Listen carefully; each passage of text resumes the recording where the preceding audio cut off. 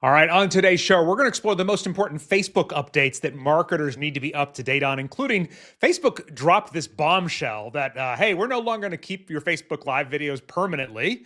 And everyone kind of freaked out, but we'll break down exactly how long you have to save them, as well as an opportunity to repurpose them all within Facebook. Also, AI updates in the ad world, both specifically on using AI to have better performing campaigns, as well as how ads using AI are going to show up for consumers. Important to be aware of. And privacy laws in Europe are forcing Meta to make another big change worldwide. We'll fill you in on that as well. My name is Jerry Potter, host of the Social Media Marketing Talk Show, a social media examiner production, where we break down all the latest social media news and what it means for marketers like you. And today I'm joined by Allie Bloyd. Allie is host of the Marketing Inc. podcast and founder of Allie Bloyd Media, a leading training and consultancy for small businesses that specializes in social advertising. Allie, welcome to the show. Thank you so much for having me. I'm excited to be here as always. I'm excited that you're here too, because some of this ad stuff is absolutely over my head and you know it so well. But let's start with this big update. Facebook Live, Facebook came out and just said, hey, we're not going to keep your Facebook Lives forever anymore. Not too surprising because video storage costs a lot of money. But what exactly did they say in this update, and what are the options for people that want to keep their Facebook Lives? Yeah, so starting, really about a week ago, they have rolled out the change that live videos are only going to be available for 30 days after, otherwise they're going to be deleted. So your older live videos that are already posted that you've had for a long time, those are going to be deleted in waves. So the most important thing to know is you need to go ahead and download or save any of your live videos that you want to keep, because they will not be there anymore. You maybe are going to get, a 90-day warning, but outside of that, they have not said that they're going to give immediate warnings and notifications right before videos are deleted. So just go ahead, look at your live videos, download what you want to save. They are adding options in there to have Dropbox and Google Drive so that you can transfer those videos a little bit easier. You're also going to have a really cool feature too that will allow you to make clips and reels from your live videos so that you can keep them visible. Because if you take that longer live video, you convert that into clips and reels, those things will remain on the platform, but the live itself will not show up any longer. It'll be really interesting to see what marketers do with this, because on one hand, my gut reaction was like, I've got so many Facebook Lives, but then on the other hand, I wasn't sitting here worried about losing them. Yeah. So, we don't want to have like a knee-jerk reaction and create more work we weren't going to do anyway. But you obviously have clients, you talk to a lot of people. Do you know a lot of people that are utilizing their older Facebook Lives?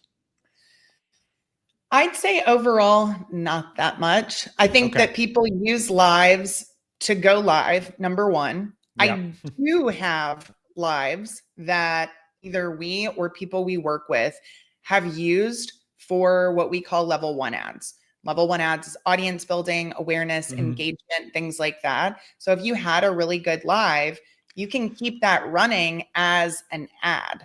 Now, if that is something that you're doing, you're not going to be able to do it with that same ad any longer. You can still download it and you can still upload it and make it a longer form video, but it's not going to have any of the engagement on it that it used to have. It's not going to have potentially the same results depending on how you're using it, because it will be a totally brand new ad. So that's a great point. That is one use case I think that people should consider. I also know people and work with people who have some lives that have performed pretty well over the years in Facebook groups. I know for me personally, I have done 5-day challenges for really the last 6 or 7 years. And those are done through Facebook Lives in my Facebook group. And some of them I go ahead and take out anyway, but there are some that we've kept in the group because people really enjoyed going through the content. And, those are pinned or featured, things like that. Those aren't going to be there any longer. So definitely would say that group content might be even more important than personal profile content. Because a lot of times if you're doing something in a group that you own or manage, it's more like a training. It's going to have more meat to it a lot of the times. So I think it's good to look back through your old stuff, honestly, just on your profile, because there could be a lot of good gems in that specific video. And even if you don't use it as is, taking the transcript of that video, letting AI create new short form content or even additional long form content from it could be great. And I do think too, like lives, you're usually free flowing a lot more. So you probably give more personality and more background information or context as you're talking. And that also is really great for AI training. So I think in my mind, like that's a really good reason to go back and get them, is for the transcripts more than anything else, so that you can reuse those things in the future. That's a great point. Yeah. So anything from before February 19th, you're supposed to get a notification and an email. We know those don't always come through, so good to be proactive. And you will have an option, if you do see that notification, to ask for an extra 6 months. So really interesting to see how fast this rolls out. All right, we've got some important ads updates to talk about today. By the way, we are 30 days away from Social Media Marketing World. March 30th, marketers from around the world coming together for the 12th annual conference. You're going to be joining us. If you want to be there, you're going to be joining thousands of marketers in San Diego. And if it's not an option for you, don't worry, you can get a virtual ticket, and the conference all comes to you. You get access to all of the content, including the sessions, keynotes, and the extra day of workshops, all from wherever you happen to be. So grab your ticket today. Just go to socialmediamarketing.world. Again, socialmediamarketing.world. All right, some Facebook ads updates around AI as well, which we'll get to here in just a second. But first up, some updates on targeting exclusion. So what did Facebook announce around that, and what are your thoughts around this? Yeah, so they are removing detailed audience targeting exclusions, which means that, let's say I've got an audience of people who are interested in dogs. Well, I could do an exclusion on people who are interested in cats, for example.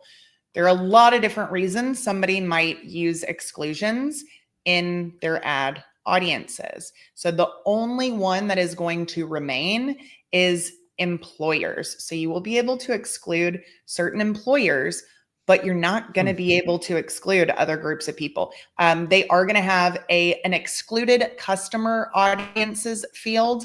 And this is apparently the only way that you can manage those audience exclusions. And so I do not have these changes rolled out in my account yet. So it started in January and it's going to be fully rolled out by the end of April. If you do have these in your account, I think it would be really good to take a look at what audiences you were running, and do you feel like you've seen a change in performance? Is this an audience you want to keep using, or do you want to try something else? Ultimately, they're making a much bigger push in all areas to really focus more on the machine learning side of things. They want the ad copy and the ad creative to do the targeting really more than anything else. And so they've been removing a lot of detailed targeting options over the last 2 years. They haven't done anything with exclusions until now. So okay, that's what I was going to ask you. So so it's almost like they're going, look, our AI is going to do a better job than you anyway of knowing who's not right. So we're just going to take away the option. Yes. Okay. But custom audiences are still there, so you could exclude people who had already bought and things. But yeah, so those customer audiences seem to be the only thing that will stay, which I think is good. I think a lot of people would be upset and frustrated if that was removed. But at the end of the day, if the targeting works really well with the changes they made, people are going to be happy about it. I think, people have valid concerns because in the past they've made changes that did not produce better results, but they push everyone into those things regardless, instead of making it optional as it has been for the last year or 2 years with the Advantage Plus targeting. So I don't know. We'll see how it works. I do see the AI based or the machine learning based audiences work really well in certain accounts, but not in all the accounts. So we'll see how this works. I think that there's not a ton of people truly that really have to use audience exclusions other than the customer audiences. A lot of times they use them, but they don't know how much that exclusion really helped their ad perform. And kind of like pre-qualification and disqualification type of things, there's a chance you're excluding people who actually may be a good fit, but you Yeah. just think they're not. And so you're limiting yourself to only showing to certain groups of people when you might have another buying group that's in that exclusions list and you just don't really realize it. So I'm not too scared about what might happen. I think it's always, anytime they change targeting, it's always something to keep an eye on, especially if you've been using audiences that have exclusions in them. For sure. And maybe you'd be pleasantly surprised. You'd be like, oh, look at that. Yeah. We started working Well, better. another thing that we have done and like to do is use lookalike exclusions. So, for example, I have a pre-qualification survey, and the people who go through that survey and they are accepted by the survey are able to schedule a call. Those are great qualified leads. Mm-hmm. People who go through it and they are not, they're still great leads for certain things, but not for others. And that list, those people who are disqualified are set up with a certain event. And so you can make a lookalike of that event, and then you can exclude that lookalike so that everybody who looks like a disqualified lead, we're not even going to show the ad at all. So that's not detailed targeting though. So I don't know if that's still going to be available or not, because that's excluding a lookalike, and excluding a lookalike is different than excluding the detailed targeting options. So I'll have to see once those changes roll out to my account if I'm still going to be able to do that. Yeah, I'll be kind of sad if I can't. But ultimately, the performance of the ad at the end of the day is the most important thing. And if you're not seeing any negative impacts in terms of ad performance, there's really nothing to worry about. It's a different way that they are shifting into. Whereas we used to be able to be hyper detailed in all these areas, they slowly removed those things, and now it's really broad is the focus. So all we can do as marketers or as business owners is adapt to what we have. Whatever used to work or options we used to have in the past do not remain the same in 99% of cases. So we just have to be flexible and go with the flow, and whatever changes happen, we have to identify what the solution is. So like I tell my daughter, focus on solutions, not problems, and you're always going to find something that will work for you. Well, the big thing in ads, obviously, the last couple of years, and especially Meta ads, has been the integration of AI and these Advantage Plus campaigns. And Meta essentially saying, like, you're smart, but, we may know more than you. Obviously, they know more about who is in the audience than we do. So also some new Meta Advantage Plus improvements that were recently announced. What did you see in this that stands out for you? Yeah, so I'm actually really excited about this one because some of the Advantage Plus improvements are not my favorite. We'll talk about those in a minute. The Advantage Plus shopping campaigns, which can be really effective for anybody who's selling directly online, they're just changing that to Advantage Plus sales. So people tend to get really confused when they change the names of things. They aren't sure if it's a new feature or something that's already existed. And so just keep in mind, if that's something that you use or are using, it will now be classified under the Advantage Plus sales campaign. They're also adding something called Opportunity Score that's going to rank your campaigns on a scale of 0 to 100 based on Meta's recommendations. So we already have some of those things in Google Ads, basically just saying, how likely is this to succeed based on how many of our recommendations have you taken? And their recommendations aren't always the best. And so even if your opportunity score is on the lower end, don't let that make you feel like it won't succeed, because they don't know what will succeed until you actually publish. Unless it has been tested in the past, their guess is almost as good as yours. There are things that we'll talk about in just a minute that they recommend and they turn on by default, and I don't like them and I turn them off every single time. And if I see them on, it hurts my campaign performance. So their suggestions are not always the right fit for every single person. And just make sure that that's not weighing into your decision about if you change things. So if you feel good about what you've got, this is something that you can look at, but it does not mean you have to be at 100 before you're going to find success with your ads. But this score will actually be generated before the campaign starts. Correct.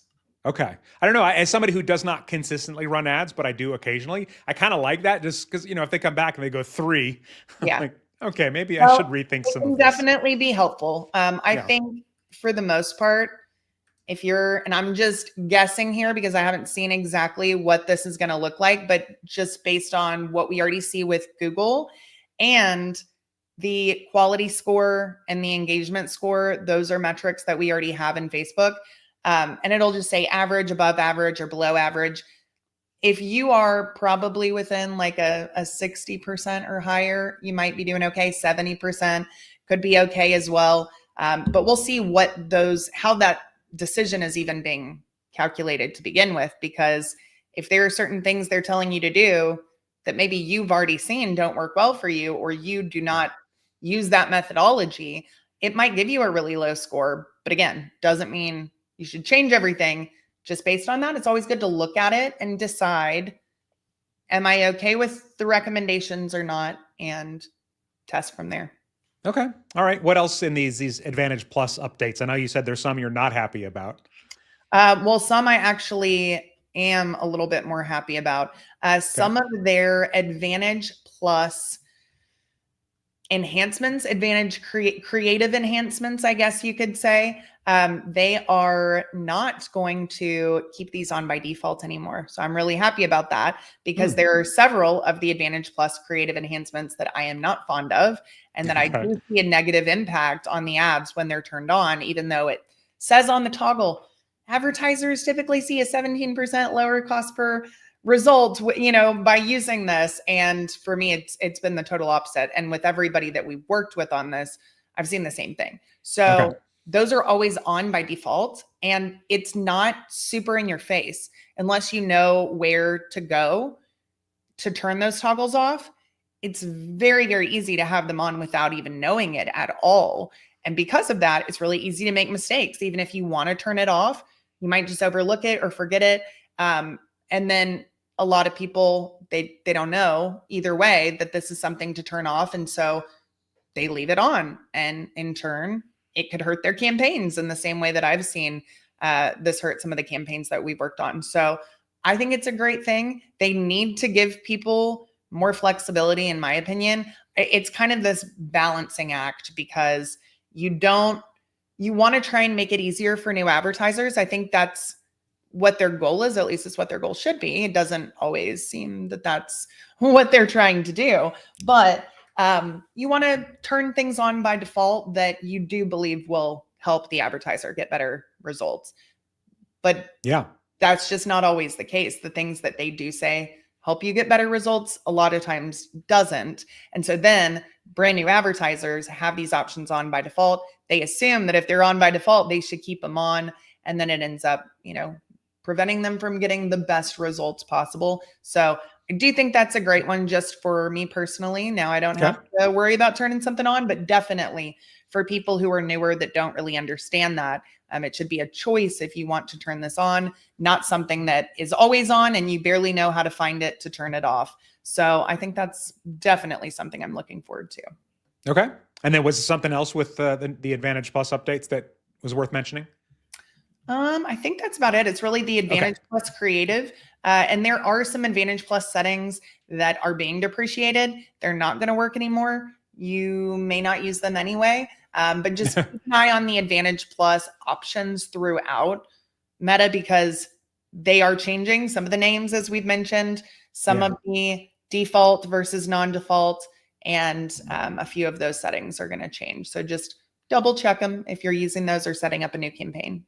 I always feel bad for they get rid of these things that barely anybody's using, but somebody's out there is using it. And they're like, oh, how could they discontinue that? So, Oh, no, there was one more thing. So they are, they're kind of, I think they're depreciating the A/B testing feature.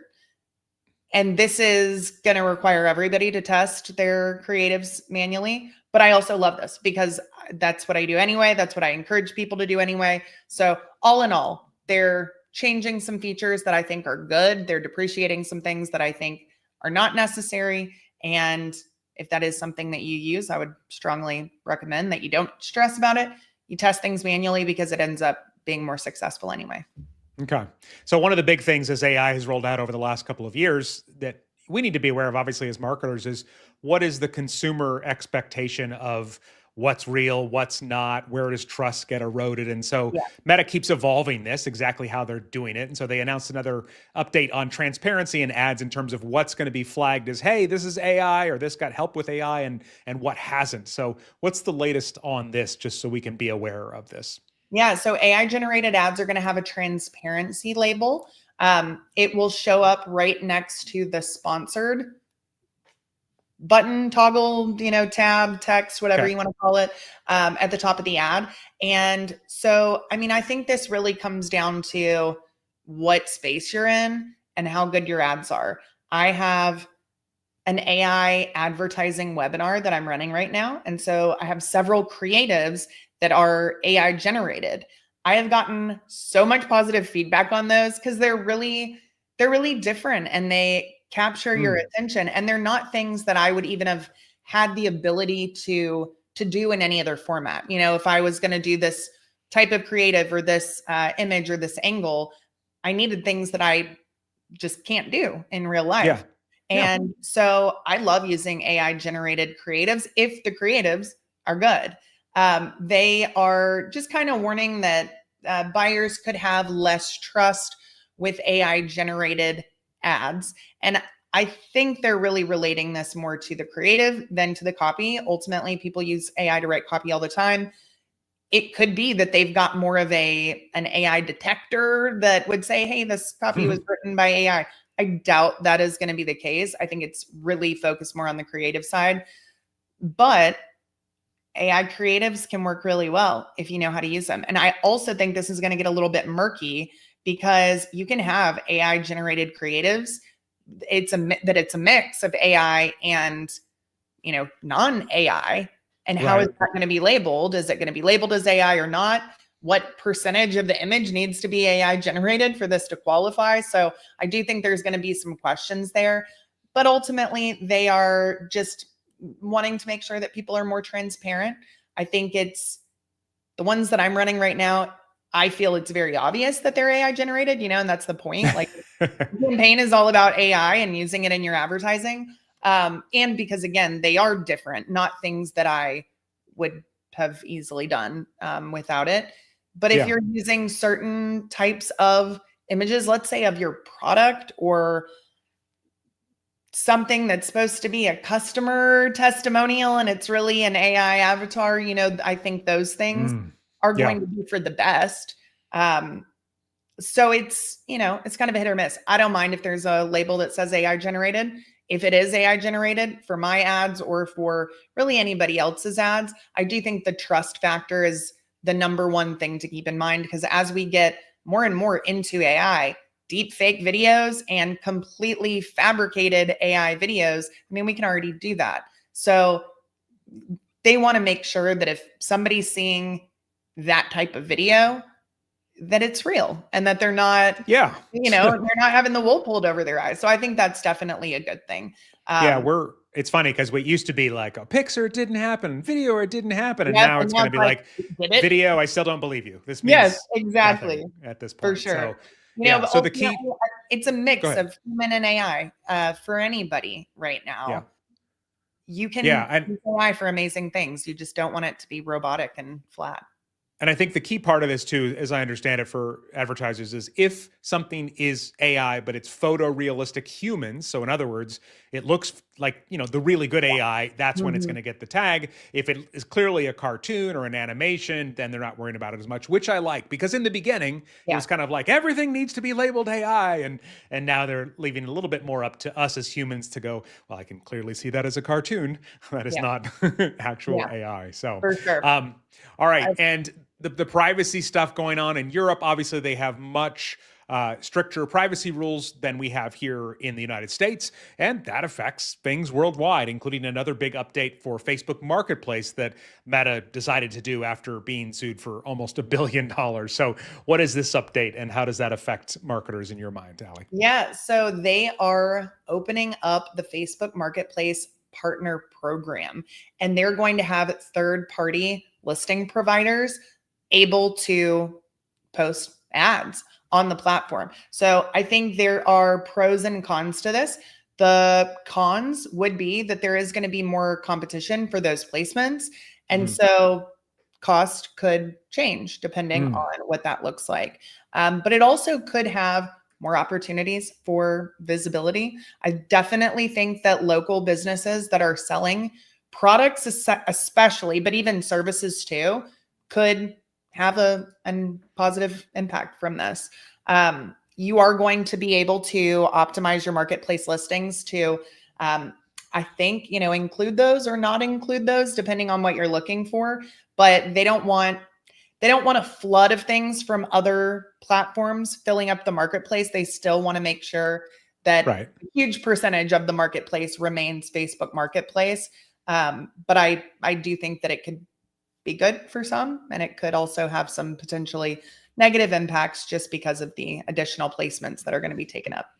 Yeah, it's a great point about driving up rates. The thing I see that could be great is, they mentioned eBay as one of the third-party tools that they tested this with. Yeah. And so if you are already marketing and advertising on some of these third-party platforms, it's potentially another placement without having to go and run an entire new campaign. So that'll be interesting to see. And I think like anything, if you have anytime there's a new placement or a new opportunity early on, that's sometimes the best opportunity or the best chance to, see it work and take advantage of that. So for sure. Yeah, that's really cool. All right, awesome. Well, just a quick reminder that Social Media Marketing World is coming up very soon, 30 days away, March 30th through April 1st. You can grab your ticket today at socialmediamarketing.world. And Allie, thank you for all of these incredible updates and your insights. Where can we discover more about you? Yeah, well, absolutely. Like I said, always happy to be here. If you guys want to learn more, I've got a podcast called Marketing Inc. That's always great for deep dives and different topics. My YouTube channel, found under Allie Bloyd, is a good one. And then my website, alliebloyd.com. If you guys want to chat or learn about anything else, you can hop over there. All right. And if you want to add another podcast to your listening lineup, a couple more for you to check out, the Social Media Marketing Podcast, as well as AI Explored. Until next time, may you be wise with your marketing decisions. Thanks, everyone. Bye. Bye.